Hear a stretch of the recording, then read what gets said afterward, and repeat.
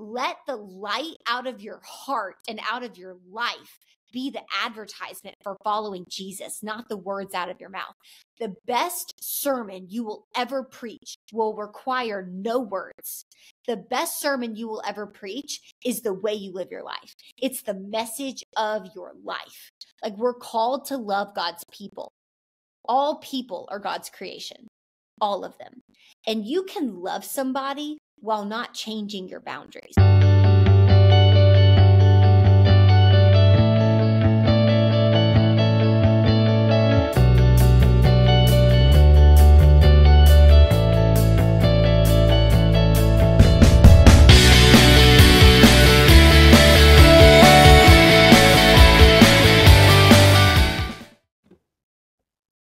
Did y'all just see that? I just dropped a painting.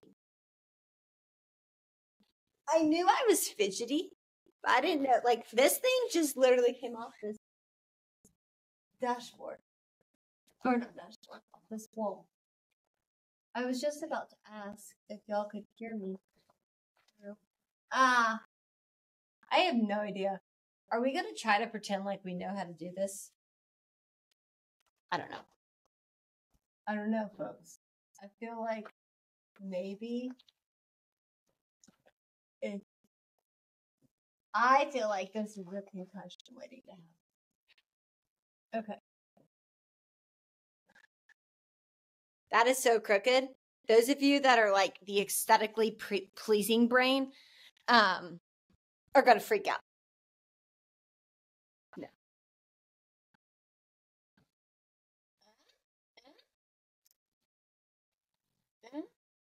Okay. I just cannot, freak out and impact that. I was trying to, so when I do these, I like to be like sitting on my foot. I know it's kind of weird, but I am a mess right now. I'm trying to get my pink chair looking cute in my new studio, and this is just, hair's a mess. That's a mess. How we doing, folks? How we rocking and rolling per usual. I'm so excited to be spending this Thursday with you. It is currently Tuesday. It is currently after work, and my brain's a little chicken fried. You know what I mean? But we got a lot of pink going on. We've got my pink electrolytes. Y'all know. That's how this Tuesday went. I had, like, in my sales job, I had 2 contracts out that I was really excited to get signed, and they did not get signed today. And I feel like that is just a great testament for my Tuesday. But it's okay. It's about to get better because I am spending it with y'all. Happy Thursday. I'm excited for today's conversation. It's funny. So throughout the week, I have like all these ideas for what I want to talk to you guys about. I try to record one of these like once a week. And throughout the week, I get all of these ideas for like, okay, what's this week going to be? What's next week going to be? And this week I was torn. I was very torn between what I wanted to talk to y'all about, but I landed on this because I think it's very relevant. And actually, one of my new friends, Allison, her book just came out, Arise to Shine. And we just had the best conversation, and something that came up very practically about this very thing I want to talk to you guys about. It inspired me just to get out there and to share this with you all, because the other day, there's a sweet girl that messaged me on Instagram about one of these podcast episodes. And she was saying that she was going through a season where basically she's in college, and she decided she wanted to get really serious about her faith. Do I have mascara like all over? You know when you have the mascara sweats, like just from the day your face gets sweaty and like mascara runs down your face? I call it the mascara sweats, but whatever. I think I have that. That's okay. That's kind of on brand with how this podcast video episode has gone so far. But anyways, this girl is talking about how she is trying to be more serious in her faith and committed to Jesus. And like with that comes some lifestyle changes. And it's this weird interaction where she went to college having come from a place in high school where like a lot of people, a lot of her friends, they were believers because like their parents told them to be believers, but they didn't really have a faith of their own. And so, there was a lot of values or lack of values present that she never had a problem with, because again, like she just kind of adopted this Christian faith as her own, as her parents' faith, and she adopted it, and she never really thought like, do I want to do this for myself? And so coming back from college, she's like, wait a second, a lot of my friends, like, we just have different values. And she opened up to me about how she recently had a really tough conversation with someone she's been friends with for years, like since she was a little girl. And her friend basically said, like, I don't know if I can be friends with you anymore because you are taking your faith so seriously. And I can see it, like your values have changed and you don't want to go out anymore. And you don't want to like talk about the things we want to talk about. And I can't, like, I don't think we could be as close. And she was really struggling with that because it's like, you want to follow Jesus, but then you're also like, but I really love my old friends. And what do you do? And I think a lot of us, we're in that spot way more than we think about. Like, I know for me, I went through something similar where it wasn't even like faith oriented, but you naturally grow as people. And what do you do when values you've recently adopted now conflict with previous relationships that were contingent on other values you had in the past? And I think that's it's a very common thing. It's a very hard thing to navigate. It was hard for me in the past. It's hard for me now. And I think the crux of what I want to talk to and speak to today is what we're called to do when we're around people that don't believe what we believe. What we're called to do when we are trying to be lights of the world, but we're around a lot of darkness.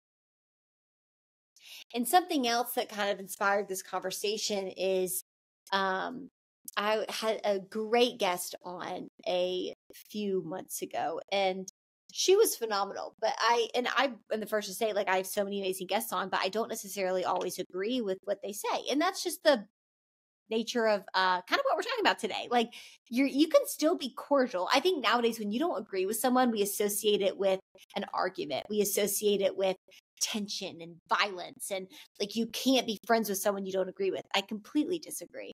I think you can be with somebody that you have dinner with and it's cordial and it's wonderful and you don't agree on everything. Just because you don't agree with somebody doesn't mean you don't love them. And that's what I want to talk to today. But anyways, I had this guest on and she was phenomenal, but she was talking about how, like, as Christ followers, we need to be surrounded by Christ followers. And like who you surround yourself with is so important. And you should not surround yourself with people that don't believe in the same values as you. And I totally agree with having high values for who you let speak over your life. But I don't agree that we shouldn't surround ourselves with people that think differently than us. Because I look at Jesus's life. Where did Jesus do his ministry? He wasn't in the synagogue for most of his ministry. He was sitting with the prostitutes. He was sitting with the tax collectors. Like, he was sitting with the people that weren't following the law. And I even think nowadays it's so funny to me when people are like, as Christ followers, we've got to only be friends with Christ followers. I'm like, are you kidding me? Like, I think some of my best ministry is in places that, like, there are no church ties. There's no church context. Like the office, the very corporate office, where there's a lot of words being said that are not biblical. There's maybe some sexism going on. There's things going on that you're like, I would never associate this with Jesus. That's where some of my best ministry takes place. Because think about it. Light shows up the most when there's darkness present, because you have that contrast. People can identify light the most when there is darkness present. Right now, there's a huge light in front of this computer to make my skin look good when everything else in the background is not, right? So the reason there's such, like, that light is so prominent is because everywhere else in my apartment right now, there's a lot of darkness. Like, I don't have any other lights on in my apartment. it's dark outside too. Like that allows for this contrast of this glow light to be able to show everything on me, even like the fake tanner on my hands. You know what I mean? And so, which is actually a problem. Thank you, Jergens. But all that to say, we only really see the power of light when there is darkness present. If I shine my flashlight in a room that was already lit up, you wouldn't see the light as much. But when I shine it and it's dark, that's when the value of it is really seen and appreciated. It's the same thing in life. Like you are called to be a light of the world. You are called to be a light on the hill, a city on the hill, right? Well, how do you see the light most? It's when it's dark out. So I think as Jesus followers, we're called to go be friends with people that don't look like us. We're called to go be in circles with people that don't look like us, in places other than the church, to do ministry. Like I was talking about this with my dear friend the other day, who's building out this amazing young adults program in Atlanta. And he is in the church, but he says like all of his ministry takes place outside the church. It takes place at lunches, at coffees, at dinners, in the bar. Like he goes and he seeks out people that don't even know they need Jesus, but need Jesus. And guess what? A lot of those people are not coming to the church. And so all that to say, when it comes to being friends with people that look and think and act differently than you, I think it's so important to do that because we are called to be lights of the world. Now, there's a difference between being friends with someone, sitting with someone who thinks and acts and looks differently than you, and letting that person speak over. I just had a hiccup. Oh my gosh. So the painting fell off the wall. I have mascara smudges all over my face. And now I have the hiccups. This is literally done beats perfect for you. All that to say, there's a difference between walking with someone, being kind to someone, loving someone, being such a light for someone that they literally are like, what do you know and who do you know that I don't? Because I want that light in my own life. I think that's what we're called to do. There's a difference between that and letting someone speak over you and letting someone have the power to dictate what is spoken over you, right? Like for me, when I am looking for advice, when I am looking for guidance, when I'm looking for direction, I'm not going to go to the people that don't believe in Jesus. No, I'm not going to do that. I'm going to go to my mentors that have a faith that to me is deeper than my own and stronger than my own because they've walked with Jesus longer than me. Like I am going to let them have influence over my steps. Of course, speaking to God first, but I'm going to let them have influence over my steps. I'm going to let them paint direction for my steps. There's a difference between sitting with someone and letting them speak over you. And that's what I think we need to get better understanding. When you sit with someone that looks and thinks and acts differently than you, maybe like they are the kind of person that they're having sex with their boyfriend before marriage, or they are drinking a lot, like they have an alcohol problem, or they are cheating on their girlfriend or cheating on their boyfriend, or they have an addiction to pornography, or they are addicted to their job. They're a workaholic. They're super greedy with their money. Someone who is not putting their finances first towards the Lord, is not putting their body first towards the Lord, is really struggling with gossip or judgment. Like sitting with them, being with them, absolutely. But letting them speak over your relationships with your body and your money and your own like girlfriend, boyfriend, partner, no, there's a boundary there. We are called to be lights of the world. And so I think like if you don't have, I think this is actually a great thing to reflect on. If you don't have people in your circle that look and think and act differently than you, I think you need to broaden your circle. It's so important. Ben Stewart puts it this such a great way. Like he was in a cafe once and he was talking to a woman that was Muslim, and they had this beautiful and very like just cordial friendship conversation. And she asked him, like, why don't you think our people can get along like we've gotten along in this 30-minute conversation? And he went, well, what do you believe? And she went into what she believed, and he said, well, I believe that Jesus is the Son of God. And she goes, don't say that. And he goes, whoa, what was that? And she was like, don't say that. Like, you're not allowed to say that. Jesus was not the Son of God. And he goes, that's why there's so many issues with our people. He goes, people they don't understand that, like, when you believe two different things, you can still be cordial and friendly while still staying true to your convictions. And he goes, for me, like Jesus said, like, I am the cornerstone. You're either going to stumble on me or you're not. Right. And so he's like, that's what I believe. All that to say, like, if you don't believe that, I can still love you, because independent of what you believe, because of what I believe you're a child of God.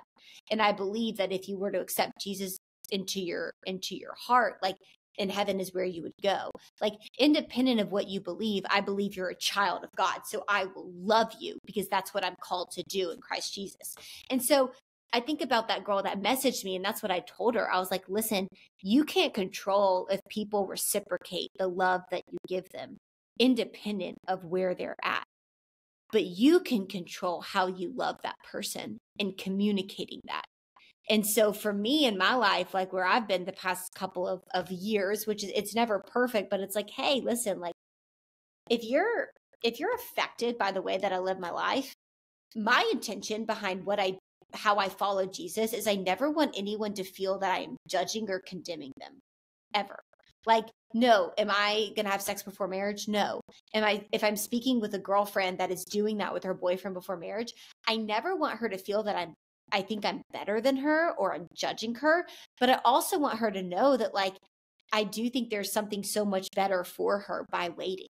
And so there's a way to love people where they're at while not settling your standards and lowering your standards, right? Like, for me, what's another good example? I have boundaries with alcohol. Like, alcoholism runs very heavily in my family. And so for me, like, I have a 2-drink rule. Like, I don't have more than 2 drinks if I'm drinking socially. I never really drink by myself. Like, I'm not I need a bottle of wine kind of girl at the end of the day. Like, that's just not me. I need a walk kind of girl. But if I'm at a social event with friends or my boyfriend or whatever have you, like, and I have a drink, 2 drinks is it. Like, I was at a wedding this weekend. I had a glass of champagne and a margarita, and that was like, I'm not gonna have more than 2 drinks. That's a boundary for me. Now, if I'm with people that like to drink, and even if they're suffering from alcoholism and they drink to black out, my hope is that by being with them and being a light for them, what that looks like for me is I'm not going to judge you for where you're at, but I'm also not going to drink. I'm not going to lower my standards and drink more than 2 drinks to make you feel comfortable. You know what I mean? And I think that's what we're called to do as Jesus followers. It's like, listen, I love you. And I think that there's so much better for you by accepting Jesus into your heart and following his ways. And I hope my life is an example of that. I hope I show you the goodness of that by example, not by judgment and condemnation. I hope I show you that you should want to do that by just the light that I have in my heart. Let the light out of your heart be the advertisement for following Jesus, not the words out of your mouth. Ooh, that will preach. Let the light out of your heart and out of your life be the advertisement for following Jesus, not the words out of your mouth. I once said, the best sermon you will ever preach will require no words. The best sermon you will ever preach is the way you live your life. It's the message of your life. Right?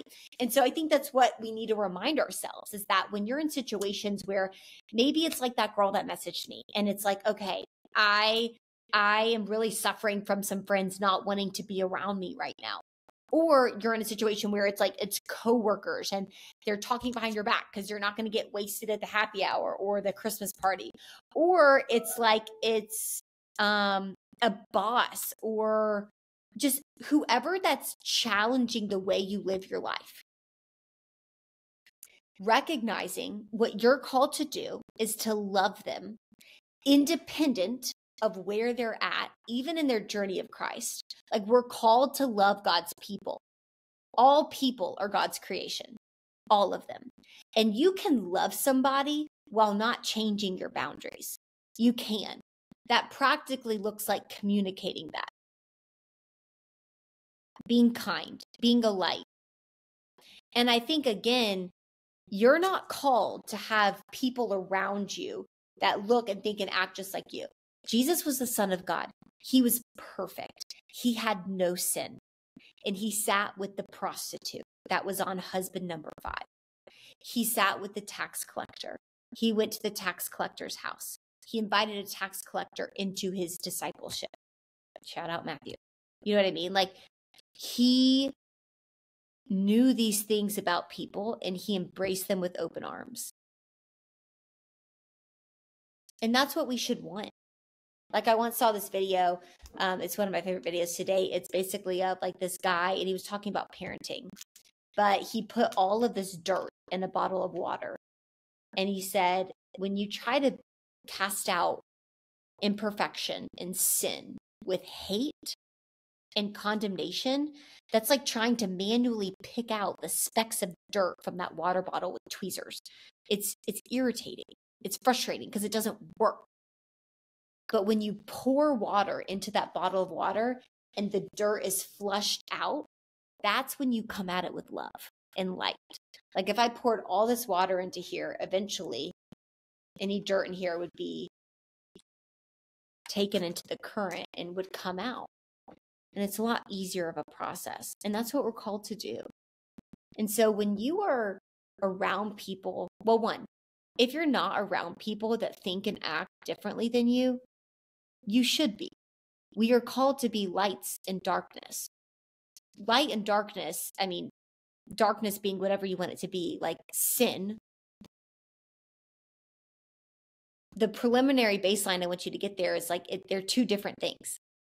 So we're called to go and be a light with anything different than us. That can even be people that are Christians and think differently than you. Different denomination, a different way of looking at something. Actually, I was talking about this with another guy on the podcast. I'm so excited for you to hear that conversation. That he grew up and he was like, I was blessed because I went to so many different kinds of churches that had so many different backgrounds. So I was once at a church with like really rich white people, and then at a church with really poor Black people, and then at a church with a little bit of everything. And he's like, it was so good for me in my faith because it just really showed me like we are all God's children, all of us. And even though we might look and act and think differently and have all these different influences on us, all of our blood bleeds red. And love is what we all need in our heart. And love is a universal language. And Jesus knew that. And Jesus called us to that, to be love, because all of our blood bleeds red. Jesus's blood bled red. Our blood bleeds red. And our hearts beat love. That's how they were designed to be.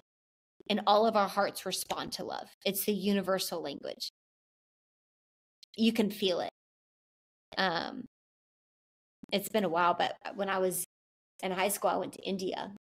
And I just remember like there's a language barrier, you know what I mean? And a lot of them didn't speak English. But when I was with those kids, there was love there.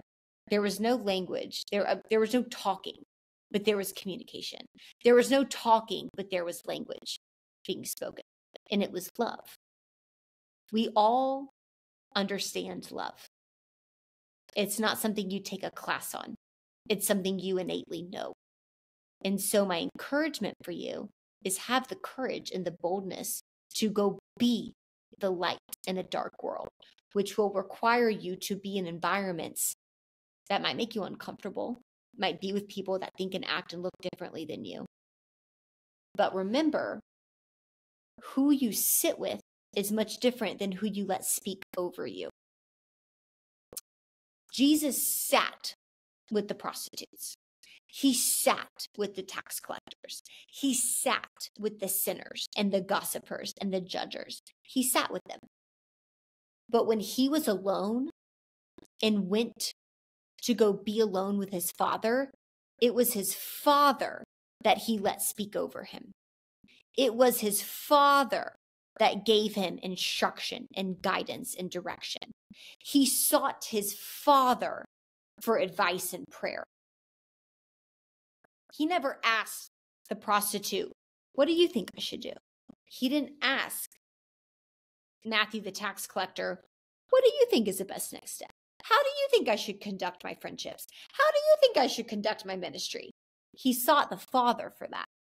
And that's the distinction, is it's like you have the power to go be light in a dark world and not conform to that world when you're seeking advice, instruction, mentorship from the people that are further along than you in their relationship with Jesus. First from God himself in prayer, and then from people that, again, they're further in their walk with Jesus.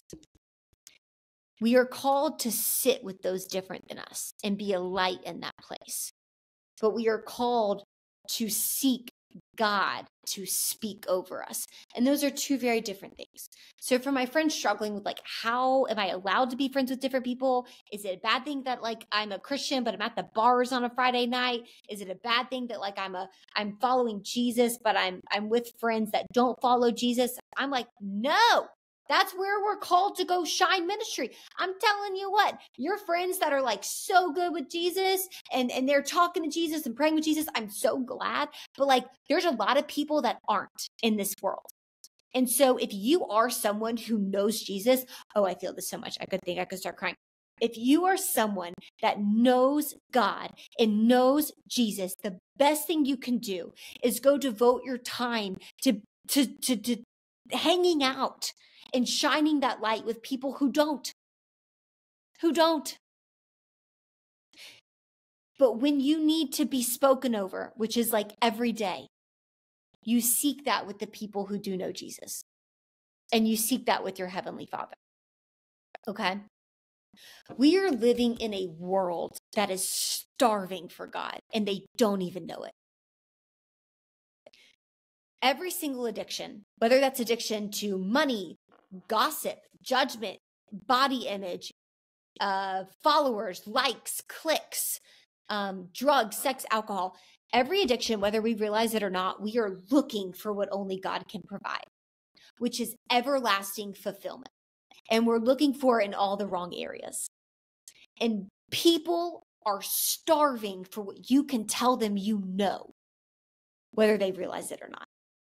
You have the answer for what someone is starving to know, whether they even realize it or not. And so I encourage you, be friends with people that look differently than you. Be friends with people that talk differently than you. Be friends with the person who can't help but cuss in every second because that's what they grew up being modeled was normal communication. Be friends with the person who is literally so down in the dumps. The only thing that makes them feel better is alcohol. Be friends with the person who thinks sex with their boyfriend and sex with their girlfriend means an actual real relationship. Be friends with the person who is struggling with their body image and has an eating disorder that's crippling them inside. Be friends with that person who's addicted to their grades, defining their worth, who's addicted to their sports, defining their worth, who thinks they're only as good as their last accomplishment. Sit with that person and shine the light of Jesus and shine the freedom of Jesus. But only let God speak over you and people who know Jesus speak over you. That will give you the stamina and the fulfillment to go into the world, but not be transformed by the world. Like it says, like do not conform to the world, but be transformed by the renewing of your mind. Well, the renewing of your mind requires there to be somebody speaking over you new thoughts into that new mind. And that is the people that are further along in their journey and the God of heavenly places. But we're still called to go into the world, just not be conformed by it. And that's how you do that. I really need to figure out this situation before my podcast interview coming. So we're going to do that. I'm sending you guys love. Lord, I pray that you just give everyone tuning in supernatural courage, discernment, and excitement to go be the light of the world, while first always making sure that who we are letting speak over us is you and your children you've strategically placed in our lives that can serve as mentors. And I hope that this blessed you and encouraged you, reminded you that God gave you a unique light, and it is your job to shine it in this world because we need you to. That being said, if you were blessed by this message and you can think of anybody else that also needs this type of encouragement, do me a favor, hit like, hit subscribe, leave me a comment. It helps me out a lot and helps this message that I do believe God gave my heart to share with the world gets out. I hope you have such an amazing rest of your day.